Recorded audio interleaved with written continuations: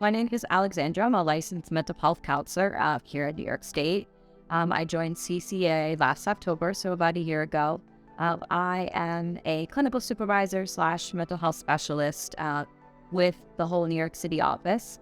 So I work with our alternative to incarceration and alternative to detention program. I work with the Crossroads program, which is our substance use Oasis clinic.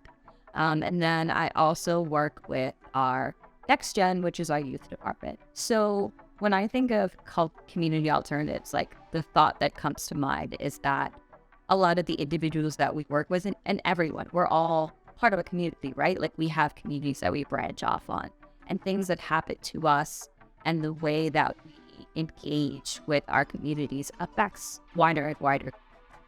I could be doing therapy with one individual, a youth, but what's going on in the therapy room with him affects his siblings, and affects his relationship with his parents when he comes home. And that relationship affects himself in his school and his neighborhood. And I think, what, at least for me, in the mental health department is trying to build is that we need to address all of those communities. It can't just be the one individual because it branches out into different parts. So how can we support that individual in the work that we're doing in the therapy room?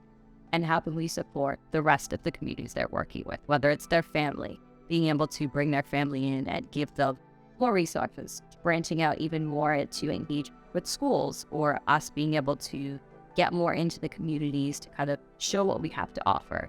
And I really think that that's what that community part means to me, is like an alternative to the other option, which is just ignoring all that and, sticking with just the individual made a mistake. And that's all we're going to focus on.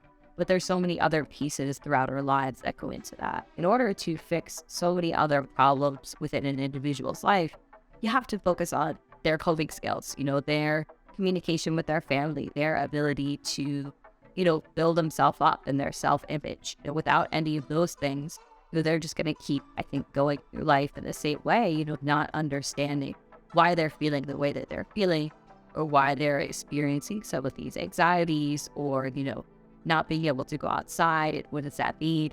Until someone's able to really sit down with them, be like, hey, I understand this, what you're going through. Here's how I can help. Even it's just to sit down and listen to them, because a lot of times nobody's listening. I worked in my career at different types of criminal justice organizations, working in different roles as a therapist, working, as a social worker.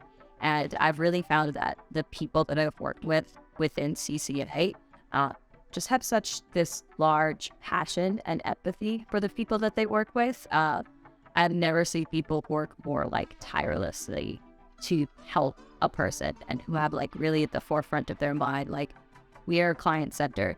I know a lot of organizations say they're client-centered, but I don't always see it in the way that they do their actions. So at CCA, I really have found that every individual that I've connected with who's working here really is client-focused. They want to make sure that at the top of the day, the most important thing is how the client feels, as long as they feel comfortable and safe, and that we're providing resources that they need. Not everyone understands how to make meaning of a difficult experience, but the people that I work with, they really know, this happened and it was really hard, but here I am today. How do I take that and support myself and make things a little bit better for, not only myself, but my family, but everyone who supported me this whole time?